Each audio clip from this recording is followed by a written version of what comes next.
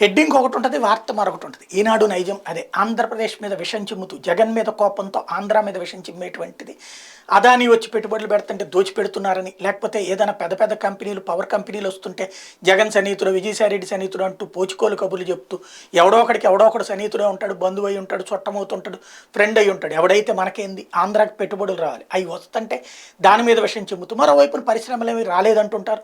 ఇంకోవైపున చూస్తే power plants వస్తుంటే వాటి మీద విషం జిమ్ముతూనే ఉంటారు. ఇంకోవైపున ఐటీ పరిశ్రమలు రాలేదంటూ ఫ్రంట్ పేజీ కథను రాసినటువంటి ఈనాడు ఆ లోపల అసలు నిజం రాసుకొచ్చింది.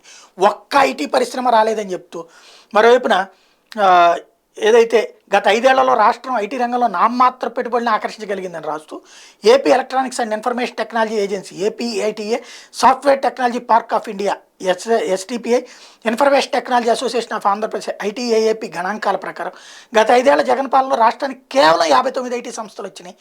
వాటిలోనూ అధిక శాతం విశాఖ, తిరుపతికి పరిమితమైనవి. దీన్ని బట్టి ఏమర్థమవుతుంది? విశాఖ ఐటీ కంపెనీలు వస్తున్నాయి, తిరుపతికి ఐటీ కంపెనీలు వస్తున్నాయి. అమరావతికి చంద్రబాబు ఉన్న రాలేదు, ఇప్పుడు రాలేదు.